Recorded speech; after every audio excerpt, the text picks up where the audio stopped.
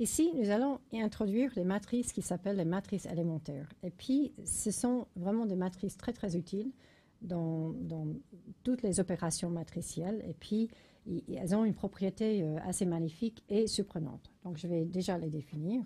Comme on a des opérations élémentaires de type 1, 2 et 3, on aura des matrices élémentaires de type 1, 2 et 3. Donc, définition. Une matrice élémentaire de taille m fois m, donc c'est une matrice carrée, est une matrice obtenue en effectuant une et une seule opération élémentaire de type 1, 2 et 3 sur les lignes, mais de quelle matrice? Sur les lignes de la matrice identité IM. Donc, je commence avec la matrice identité et je vais faire une seule opération élémentaire ou bien de type 1, 2 ou 3. Et puis, la matrice que j'obtiens, j'appelle ça une matrice élémentaire. Donc, je vais illustrer ici. Et puis, je vais aussi introduire une notation, donc en même temps. OK, pour type 1, je vais noter TIJ, la matrice que j'obtiens, la matrice élémentaire que j'obtiens, si j'échange ligne I et J. Donc, échanger ligne I et J. Donc, par exemple, avec la matrice 3 x 3, identité, si je fais T2, 3, j'échange les lignes 2 et 3 et j'obtiens la matrice. Donc, ça, c'est une matrice élémentaire de type 1. Ici, la deuxième opération élémentaire, c'est où on multiplie une ligne par un nombre réel non nul. Donc, je prends lambda, un nombre réel non nul. Et puis, il doit y avoir un autre paramètre, ça c'est la ligne que je vais multiplier.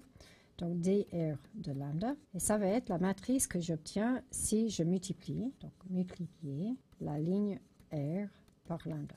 Okay, donc, je prends la matrice identité et je fais ça.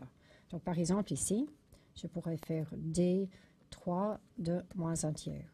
Ça serait la matrice, je vais prendre la matrice identité et puis je multiplie la troisième ligne par moins 1 tiers. Et ça, c'est une matrice élémentaire. Et puis le troisième type, c'est l'opération que nous utilisons le plus. Là, il va y avoir 3 paramètres dans la notation, parce qu'il y aura un lambda, un nombre réel, qui pourrait être 0 cette fois, et 2 paramètres pour les 2 lignes avec lesquelles on va travailler. Donc la notation que je vais utiliser, c'est LRS de lambda. Et puis maintenant, il faut mémoriser la notation. Ici, je vais rajouter lambda fois la ligne S à la ligne R. Ok, la notation, elle n'est pas mal faite parce qu'ici, l'indice ligne de cette matrice élémentaire, ça indique ligne qui va être changée. Okay? Les autres lignes vont être comme dans la matrice identité. Donc, par exemple, ici, avec 3 x 3, si je prends la matrice L2, 1, de moins 5, par exemple, ça serait la matrice que j'obtiens. Donc, c'est quelle ligne qui va changer? C'est la ligne 2 qui va changer. Donc, ça veut dire que je vais rajouter moins 5 fois la ligne 1 à la ligne 2. Donc, la ligne 1 va pas changer, la ligne 3 va pas changer. Et puis ensuite, j'ai moins 5 plus 0, ça fait moins 5. Et puis 0 plus 1 et 0 plus 0. Donc, ça, c'est l'autre matrice élémentaire. OK, la propriété qui est magnifique avec ces matrices élémentaires, et le théorème suivant, c'est je prends une matrice quelconque, m fois n,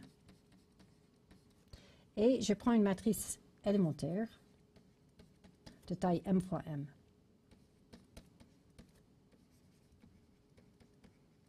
Et puis, cette matrice élémentaire, elle correspond à une opération élémentaire de type 1, 2, 3.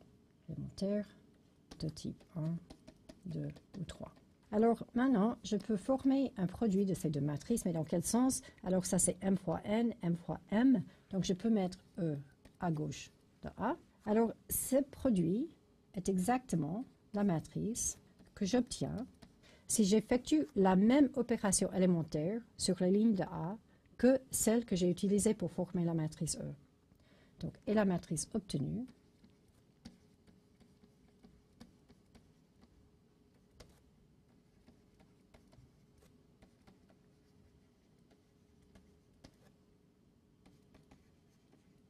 quand je multiplie à gauche par la matrice élémentaire E, l'effet est que la matrice que j'obtiens, c'est la matrice A, où j'ai opéré sur la ligne de A avec la même opération que j'ai utilisée pour former E.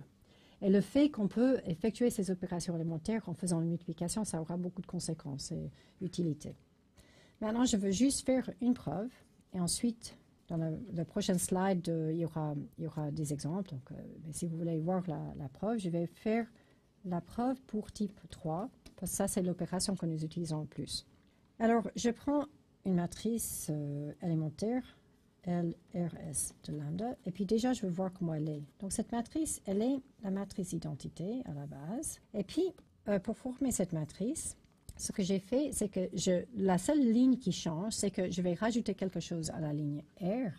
Donc, dans la ligne R, il y aura une composante non nulle, mais seulement une, parce que je vais multiplier la ligne S de cette matrice par lambda.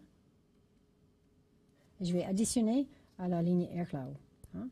Donc, ça, c'est dans la colonne S. Ailleurs, il y a des zéros. Donc, c'est une matrice avec une seule composante non nulle. Et cette composante, elle est dans la RM ligne et la SM colonne. Et puis maintenant, je vais, bon, juste pour le moment, je vais appeler cette matrice B. OK, juste cette matrice-là. Donc, du coup, le LRS de lambda est égal à la matrice identité, M fois M, plus la matrice B.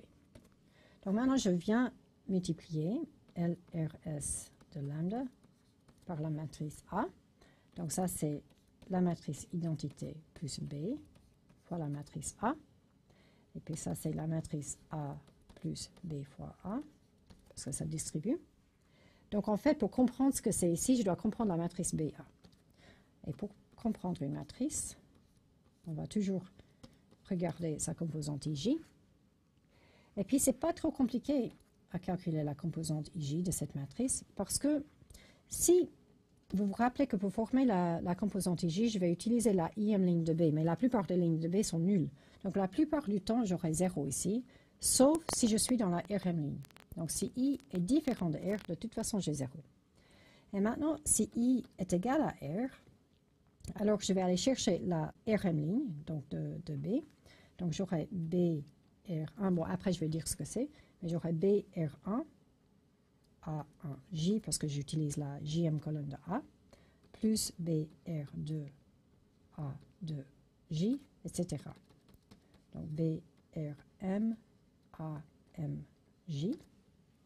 Et puis, on sait qu'ici, en fait, il y a un seul terme qui est non nul, et c'est le terme où je suis à la SM place. Donc, ici, j'ai 0, si le I est différent de R. Et quand je suis à cette place-là, j'aurai lambda, et puis donc R1, R2, donc je serai à la ASJ place, et ça c'est dans la ligne I égale à R. Donc du coup, je déduis que la matrice BA, elle est comme ça. Donc j'ai une ligne de 0, encore une ligne de 0, en bas une ligne de 0. Et puis ici au milieu, quand je suis à la RM ligne, R, ce que j'ai, c'est que j'ai lambda fois AS1, lambda fois AS2, lambda fois ASN. Et puis du coup, on voit que quand je fais la somme A plus cette matrice-là, j'ai la matrice A, et ce qui a changé, c'est que je vais rajouter à la RM ligne lambda fois la SM ligne. Hein? Donc c'est exactement ce qu'on a dit ici. Donc le résultat, LRS lambda A est égal à la matrice où on rajoute lambda fois la SM ligne de A à la RM ligne de A. Donc ça c'est la preuve du théorème dans le cas 3. Et maintenant, on va terminer avec des exemples concrets. Donc ici, je prends une matrice 4 x 4. Et puis, à chaque fois, j'ai donné une matrice élémentaire de type 1, 2, 3.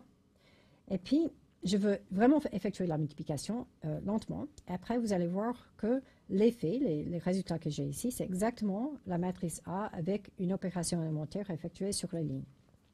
Donc, on va voir dans les trois cas. Donc, il suffit de faire ça juste... en fait, une fois en détail et après on a compris. Donc maintenant, ici, je multiplie, donc je ne regarde pas tellement ce que c'est ici, je regarde juste la multiplication. Donc, je fais la première ligne fois la première colonne, et puis je vois que ça me donne le 5. Après 0, 0, le 6, 0, 0, le 7, 0, 0, le 8. OK? Et puis maintenant, avec la deuxième ligne, mais maintenant, vous avez compris que quand je fais le produit ici, ça va aller chercher la deuxième composante de chaque colonne. Donc, là, j'ai alpha, bêta, gamma, delta. Et ici, quand je fais le produit de ça, fois chaque colonne, ça va me donner que la première composante de la colonne, parce que les autres sont nuls là. Et puis enfin, celle-là, fois chaque colonne, ça donne la dernière composante de chaque colonne. Et puis effectivement, si je regarde cette matrice-là et celle-là, la différence, c'est que pour passer de là à là, j'ai échangé les lignes 1 et 3, et c'est exactement ce qui est cette matrice élémentaire. Maintenant, quand je fais cette multiplication de matrice, bon, la première ligne va donner la première composante de chaque colonne. Maintenant, quand je multiplie par la deuxième ligne, j'ai 0 plus lambda alpha, plus 0 plus 0, 0 plus lambda bêta, plus 0 plus 0, 0 plus lambda gamma, plus 0 plus 0, et 0 plus lambda delta, plus 0. Et ensuite, le reste, c'est le même, c'est que ça va redonner la troisième composante, et puis la quatrième composante de chaque colonne. Et puis maintenant, la différence entre cette matrice et la matrice A, c'est qu'on a multiplié la deuxième ligne par lambda, et ça, c'est exactement la définition de cette matrice élémentaire. Et puis enfin, l'opération la plus utile, ici, je multiplie la première ligne fois chacune des colonnes, et puis ça va redonner la première ligne, comme là-haut. La deuxième ligne, ça va donner la deuxième. Et puis maintenant, on arrive à la partie intéressante. Donc, je fais le produit de cette ligne par chaque colonne. Donc, j'ai moins 5 plus 0, plus 5, plus 0. Moins 10, plus 0, plus 6, plus 0. Moins 15, plus 0, plus 7, plus 0. Et puis, moins 20, plus 0, plus 8, plus 0. OK? Et puis la dernière ligne, elle va redonner la dernière composante de chaque colonne. La différence entre cette matrice et celle-là, c'est que si je fais moins 5 fois la première ligne de cette matrice, que j'additionne à la troisième ligne, donc moins 5 plus 5, c'est 0, moins 10 plus 6, c'est moins 4, moins 15 plus 7, c'est moins 8, et moins 20 plus 8, c'est moins 12, et c'est exactement ce que j'ai ici. Et de nouveau, j'insiste que la notation nous dit, l'indice ligne nous dit quelle ligne va changer. Donc ça, c'est assez super. On a un corollaire du théorème qui est aussi utile. C'est que les matrices élémentaires sont inversibles.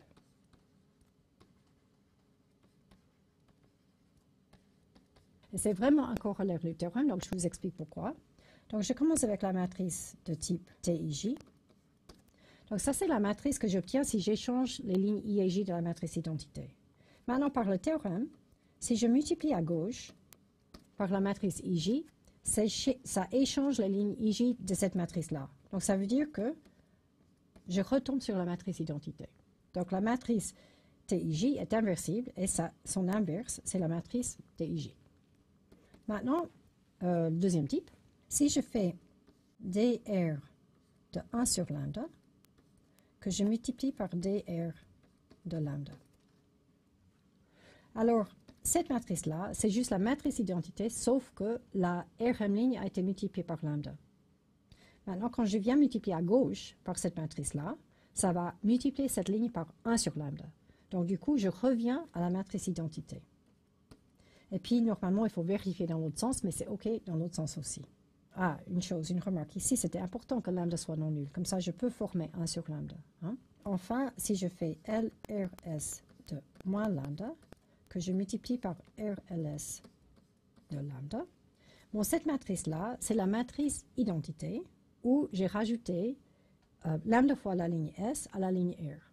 Maintenant, cette opération, ça va venir rajouter moins lambda fois la ligne S à la ligne R. Donc, ça va me redonner la matrice identité. Bon, ça vaut la peine peut-être d'aller faire des exemples comme ça. Et puis, donc, du coup, les matrices élémentaires sont inversibles. les inverses des matrices élémentaires sont également les matrices élémentaires. Et tout ça, ça va jouer un rôle dans notre algorithme pour calculer l'inverse d'une matrice, qui viendra prochainement.